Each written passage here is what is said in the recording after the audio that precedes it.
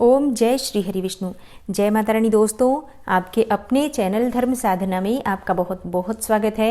माँ भगवती दुर्गा की कृपा आप और आपके पूरे परिवार पर सदा सर्वदा बनी रहे। दोस्तों, षटतिला एकादशी माघ मास की कृष्ण पक्ष की एकादशी को षटतिला एकादशी कहा जाता है और इस दिन जगत के पालनहार भगवान श्री हरि विष्णु की पूजा आराधना की जाती है। जैसा कि आप सभी जानते हैं, समर्पित होती है एकादशी की तिथि भगवान श्री हरि विष्णु को और आज के दिन मात्र भगवान श्री हरि विष्णु की पूजा आराधना कर लेने से भी मन की समस्त कामनाएं पूर्ण होती हैं, समस्त प्रकार के जाने अनजाने में किए गए पाप कर्मों से मुक्ति मिलती है और भगवान श्री हरि विष्णु की असीम कृपा हमें प्राप्त होती है। और माघ मास के कृष्ण पक्ष की षटतिला एकादशी का व्रत करने से समस्त प्रकार के कायिक, वाचिक, मानसिक पाप कर्मों से मुक्ति मिल जाती है। तो आज की वीडियो में मैं आपसे बात करने वाली हूँ माघ मास की कृष्ण पक्ष की षटतिला एकादशी के बारे में। षटतिला एकादशी की तिथि कब प्रारंभ हो रही है, कब समाप्त हो रही है, व्रत हमें कब धारण करना है और पारण का यानी कि व्रत खोलने का शुभ मुहूर्त क्या है, आज के दिन हमें किस प्रकार से भगवान श्री हरि विष्णु की पूजा आराधना करनी चाहिए, किन नियमों का पालन करना चाहिए और कौन से विशेष उपाय षटतिला एकादशी पर करने चाहिए, कौन से विशेष नियमों का पालन हमें षटतिला एकादशी पर करना चाहिए जिससे इस व्रत का हमें संपूर्ण फल प्राप्त हो और जिस भी मनोकामना से हम व्रत कर रहे हैं या बिना व्रत किए भी पूजा कर रहे हैं वो हमारी मनोकामना पूर्ण हो, इसके लिए आज विशेष क्या करना चाहिए, ये संपूर्ण जानकारी आपको आज की वीडियो में मैं शेयर करने वाली हूँ। तो वीडियो को पूरा ज़रूर देखिए और अगर आपको आज की वीडियो अच्छी लगे तो इसे लाइक भी ज़रूर कीजिए। दोस्तों, आपके लाइक्स, आपके कमेंट्स मेरे लिए बहुत महत्वपूर्ण होते हैं क्योंकि ये एकमात्र जरिया है जिनसे मुझे पता चलता है कि आपको ये वीडियो अच्छी लगती है और आपके लिए ये वीडियो उपयोगी है। तो अगर वीडियो अच्छी लगती है तो लाइक तो ज़रूर ही किया करें।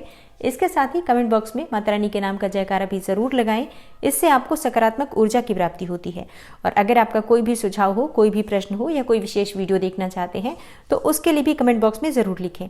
चैनल पर पहली बार आए हैं, अगर अभी तक आपने चैनल को सब्सक्राइब नहीं किया है तो आज की वीडियो अगर आपको अच्छी लगे तो चैनल को सब्सक्राइब ज़रूर कर लीजिए और बेल बटन को भी प्रेस कर लीजिए। तो इससे ये होगा कि इस चैनल पर जो नई वीडियो अपलोड होंगी उनकी नोटिफिकेशन आपको सही समय पर प्राप्त होगी। दोस्तों, षटतिला एकादशी पर 6 प्रकार से तिल का प्रयोग किया जाता है, इसलिए इस एकादशी को षटतिला एकादशी कहा जाता है।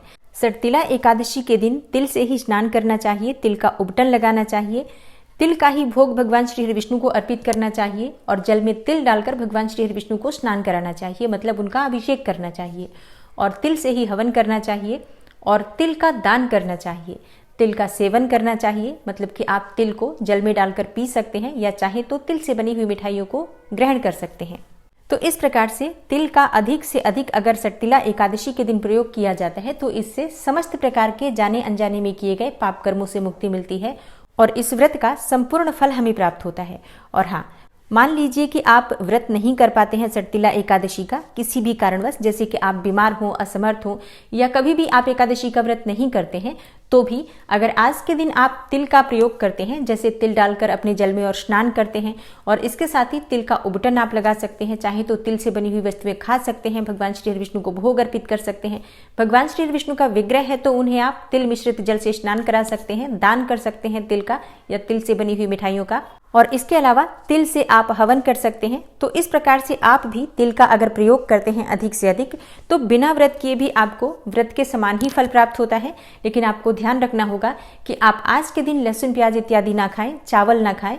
तो तामसिक चीजों का त्याग करके अगर आप आज के दिन भगवान श्री विष्णु की विधि विधान से पूजा करते हैं तो आपको भी व्रत के समान ही फल प्राप्त होता है और भगवान श्री हरि विष्णु की असीम कृपा से आपके मन की समस्त कामनाएं पूर्ण होती हैं। तो व्रत नहीं करते हैं तो भी आप नियम का पालन कर सकते हैं। और अब बात करें कि एकादशी की तिथि कब प्रारंभ हो रही है, कब समाप्त हो रही है, व्रत हमें कब धारण करना है। देखिए, षटतिला एकादशी की तिथि प्रारंभ होगी मंगलवार को यानी कि 17 जनवरी की शाम को 6:05 पर और षटतिला एकादशी की तिथि समाप्त हो रही है बुधवार को यानी कि 18 जनवरी को शाम 4:03 पर। तो सूर्योदय कालीन तिथि हमें 18 जनवरी को प्राप्त हो रही है, इसलिए 18 जनवरी 2023 बुधवार को षटतिला एकादशी का व्रत रखा जाएगा। और बात करें पारण के शुभ मुहूर्त के बारे में तो देखिए, एकादशी व्रत का पारण हमेशा द्वादशी तिथि में किया जाता है और द्वादशी तिथि प्रारंभ हो रही है 18 जनवरी की शाम को 4:03 पर और द्वादशी तिथि समाप्त होगी 19 जनवरी को दोपहर में 1:19 पर। तो ऐसे में पारण का शुभ मुहूर्त हमें प्राप्त हो रहा है 19 जनवरी को सुबह 7:14 से सुबह 9:30 तक। इसी शुभ मुहूर्त में आपको अपना व्रत खोलना चाहिए, व्रत का पारण करना चाहिए, क्योंकि जब हम एकादशी का व्रत करते हैं और पारण शुभ मुहूर्त में नहीं करते हैं तो व्रत का हमें संपूर्ण फल प्राप्त नहीं होता। इसलिए अगर एकादशी का व्रत आप करते हैं तो पारण के शुभ मुहूर्त का ध्यान अवश्य रखिए। दोस्तों, अगर आप एकादशी का व्रत करते हैं तो दशमी तिथि के दिन से ही आपको कुछ विशेष नियमों का पालन करना चाहिए, जैसे कि दशमी तिथि के दिन बिल्कुल शुद्ध और सात्विक भोजन लेना चाहिए। एकादशी का व्रत धारण करने वाले भक्तों को दशमी तिथि के दिन लहसुन, प्याज और मांस मदिरा का सेवन नहीं करना चाहिए और इसके साथ ही साग, टमाटर, मसूर की दाल, गाजर, मूली, बैंगन, इन चीज़ों को भी नहीं खाना चाहिए। और हाँ, एकादशी का व्रत अगर आप करना चाहते हैं तो दशमी तिथि के दिन भी आपको चावल का सेवन नहीं करना चाहिए और शाम को सूर्यास्त के बाद भोजन नहीं करना चाहिए, अन्न और नमक का सेवन नहीं करना चाहिए। अगर आप कुछ खाना चाहते हैं, जैसे कि दशमी तिथि की रात्रि में अगर आप कुछ खाना चाहते हैं तो अनाज न खाकर आप फल इत्यादि ले सकते हैं और रात्रि में भूमि शयन करना चाहिए और ब्रह्मचर्य का पूर्ण रूप से पालन करना चाहिए। एकादशी के दिन आप प्रातःकाल जल्दी उठेंगे। उठकर सबसे पहले भगवान श्री हरि विष्णु का ध्यान कीजिए, मन ही मन उन्हें प्रणाम करके, और मन में संकल्प लीजिए मानसिक रूप से कि आप भगवान श्री हरि विष्णु की कृपा प्राप्ति के लिए एकादशी का, षटतिला एकादशी का आज व्रत धारण करेंगे। इस प्रकार से उठने के साथ ही आप मानसिक रूप से भगवान श्री हरि विष्णु की कृपा प्राप्ति के लिए संकल्प लेते हैं और इसके बाद नित्य क्रिया से निवृत्त होकर आप स्नान करते हैं। तो षटतिला एकादशी के नियम के अनुसार जब हम स्नान करते हैं तो गंगा जल और थोड़े से तिल मिलाकर और उसी जल से स्नान करते हैं। तिल आपके पास जो भी उपलब्ध हो, काले या सफेद तिल, किसी भी तिल का प्रयोग कर सकते हैं, लेकिन ध्यान सिर्फ इतना रखना है कि जब आप स्नान करेंगे तो सबसे पहले पात्र में गंगा जल डालें, फिर काले तिल डालें, उसके बाद जल से उस पात्र को भरकर और फिर आप स्नान करते हैं तो गंगा जल या किसी पवित्र नदी में स्नान के समान ही पुण्य फल प्राप्त होता है।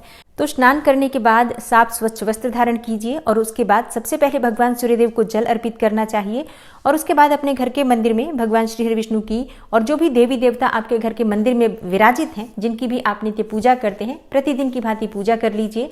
और भगवान श्री हरि विष्णु की आज विशेष पूजा की जाएगी। तो अगर आपके पास विग्रह है भगवान श्री हरि विष्णु का, तब तो अत्यंत ही श्रेष्ठ है, आप उनका अभिषेक कर सकते हैं, जैसा कि तिल मिश्रित जल से ही आज भगवान श्री हरि विष्णु का अभिषेक होगा। और हाँ, अगर आपके पास विग्रह नहीं है, भगवान श्री हरि विष्णु की तस्वीर है, तो आप तस्वीर पर भी स्नान का भाव करते हुए तिल मिश्रित जल से छींटे देकर और उस तस्वीर को फिर पोंछ दीजिए और फिर विधि विधान से पूजा आराधना कीजिए। पीले पुष्प भगवान श्री हरि विष्णु को अर्पित कीजिए, पीले फलों का उन्हें भोग अर्पित करना चाहिए। आज तिल से बनी हुई मिठाई का भोग ही विशेष रूप से भगवान श्री हरि विष्णु को अर्पित किया जाता है। आप चाहें तो सिर्फ तिल और मिश्री भी अर्पित कर सकते हैं। और पूजा करते समय भगवान श्री हरि विष्णु के मंत्र का, नाम का स्मरण करते रहना चाहिए, उच्चारण करते रहना चाहिए। आप चाहें तो पूरी पूजा ओम नमो भगवते वासुदेवाय नमः इस मंत्र के उच्चारण के द्वारा भी पूर्ण कर सकते हैं। और हाँ, आज विशेष रूप से कम 108 बार ओम नमो भगवते वासुदेवाय नमः या ओम नमो नारायणाय नमः इस मंत्र का जप करना चाहिए। और इसके अलावा भी आप भगवान श्री हरि विष्णु के किसी भी मंत्र का, किसी भी स्तोत्र का पाठ कर सकते हैं। चाहे तो विष्णु सहस्त्रनाम का पाठ कर सकते हैं, राम रक्षा स्तोत्र का पाठ कर सकते हैं या फिर भगवत गीता का पाठ कर सकते हैं। तो पूरी तरह से आपके समय पर निर्भर करता है। सुबह की पूजा आप संक्षिप्त रूप से भी कर सकते हैं और पूजा पूर्ण करने के बाद आप आरती कर लीजिए और दिन में पूरे समय आप भगवान श्री हरि विष्णु के किसी भी नाम का, किसी भी मंत्र का जप करते रहिए। क्योंकि देखिए, चलते फिरते उठते बैठते आज के दिन हम जितना अधिक भगवान श्री हरि विष्णु के नाम का स्मरण करते हैं, उतना ही अधिक हमें आज के व्रत का फल प्राप्त होता है। और अगर आप एकादशी का व्रत कर रहे हैं तो दिन भर आपको व्रत रहना है। व्रत आप चाहें तो फलाहार भी कर सकते हैं या फिर आप निर्जल भी ये व्रत धारण कर सकते हैं। तो ये पूरी तरह से भक्तों की शक्ति, सामर्थ्य पर निर्भर करता है, शारीरिक क्षमता पर निर्भर करता है कि वो निर्जल व्रत धारण करना चाहते हैं या फलाहार के द्वारा। लेकिन अगर आप फलाहार के द्वारा ये व्रत कर रहे हैं तो बिल्कुल आप कोई सा भी फल खा सकते हैं, जूस ले सकते हैं, फलों का रस ले सकते हैं, चाय पी सकते हैं, जल पी सकते हैं। मतलब फलाहार और जलाहार के द्वारा आप षटतिला एकादशी का व्रत धारण कर सकते हैं। और शाम के समय विधि विधान से भगवान श्री हरि विष्णु की फिर से पूजा आराधना की जाती है। तो शाम के समय आप स्नान कर लीजिए या चाहे तो हाथ पांव मुंह धोकर वस्त्र बदल लीजिए और भगवान श्री हरि विष्णु के सामने एक शुद्ध घी का दीपक प्रज्वलित करके विधि विधान से उनकी पूजा करके वहीं बैठकर किसी भी मंत्र का जप कर सकते हैं, कोई भी पाठ कर सकते हैं। और देखिए, एकादशी की रात्रि में जागरण करने का विधान हमारे शास्त्रों में बताया गया है। शास्त्रों के अनुसार अगर हम रात्रि जागरण करते हैं एकादशी के दिन भगवान श्री हरि विष्णु के सामने शुद्ध घी का दीपक प्रज्वलित करके और पूरी रात्रि जागरण करते हैं, भजन कीर्तन करते हैं, भगवत गीता का पाठ करते हैं, विष्णु सहस्त्रनाम का पाठ करते हैं या भगवान श्री हरि विष्णु के किसी भी मंत्र का, स्तोत्र का जप करते हैं, तो इससे हमें व्रत का संपूर्ण फल प्राप्त होता है। और किसी भी मनोकामना से आप व्रत धारण कर रहे हैं या बिना व्रत किए भी पूजा कर रहे हैं तो आपकी पूजा का, आपके व्रत का संपूर्ण फल प्राप्त होता है। इसलिए एकादशी की रात्रि में जितने समय भी आपसे संभव हो, जितना समय भी आप जाग सकते हैं, उतने समय जागकर और भगवान श्री विष्णु के सामने शुद्ध घी का दीपक प्रज्वलित करके और विधि विधान से उनकी पूजा करने के बाद रात्रि जागरण कीजिए। मतलब भजन कीर्तन करते हुए अपना समय व्यतीत कीजिए। और हाँ, जरूरी नहीं है कि आप पूरी रात्रि जागरण करेंगे तभी जाग सकते हैं। आपसे जितना भी समय जागा जा सके, जैसे कि 11 बजे तक, रात्रि 12 बजे तक, जितना समय भी आप जाग सकते हैं, भगवान श्री विष्णु के सामने बैठकर और मंत्र जप कीजिए। और संभव हो तो परिवार के साथ बैठकर रात्रि जागरण कीजिए, ये और भी श्रेष्ठ होगा। और अगले दिन एकादशी व्रत का पारण किया जाता है, जैसे कि द्वादशी तिथि में। तो प्रातःकाल जल्दी उठ जाइए और स्नान इत्यादि करने के बाद भगवान सूर्यदेव को जल अर्पित कीजिए। अपने घर के मंदिर में भगवान श्री विष्णु की विधि विधान से पूजा कीजिए और उसके बाद शुद्ध सात्विक भोजन बनाकर और भगवान श्री विष्णु को भोग अर्पित कीजिए।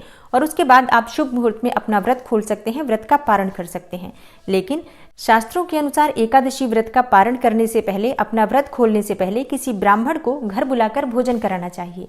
लेकिन अगर ऐसा संभव न हो कि आप सुबह किसी ब्राह्मण को घर बुलाकर भोजन करा सके, तो ब्राह्मण के निमित्त भोजन की कच्ची सामग्री निकाल दीजिए और दक्षिणा के निमित्त कुछ पैसे निकालकर उसके साथ रख दीजिए। आप दान किसी भी वस्तु का कर सकते हैं अपनी इच्छा के अनुसार, अन्न का, धन का, वस्त्र का, फलों का, सब्जियों का, जो भी आप दान करना चाहते हैं, सभी वस्तुएं दान स्वरूप में निकालकर और उसके बाद शुभ मुहूर्त में आप चाहें तो पारण कर सकते हैं। दान की सामग्री आप बाद में भी भिजवा सकते हैं।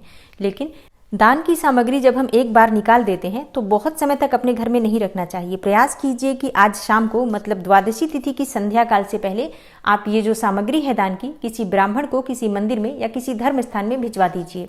दोस्तों, अगर आप एकादशी का व्रत करते हैं तो दशमी से द्वादशी तक के ये नियम हैं जिनका पालन हमें जरूर करना चाहिए, तभी हमें व्रत का संपूर्ण फल प्राप्त होता है। और हाँ, एकादशी का व्रत करते हैं तो कथा जरूर सुननी चाहिए। और आने वाली वीडियो में आप सुनेंगे सटतिला एकादशी व्रत की कथा। और हाँ, आने वाली वीडियो में आप प्रदोष और मासिक शिवरात्रि व्रत से संबंधित जानकारी भी पाएंगे। और इसके अलावा मौनी अमावस्या कब है और माघ मास की गुप्त नवरात्रि कब से प्रारंभ हो रही है, ये सभी वीडियो अब चैनल पर आने वाली है। तो चैनल से जुड़े रहिए और मिलती हूँ मैं आपसे अगली वीडियो में। तब तक के लिए नमस्कार।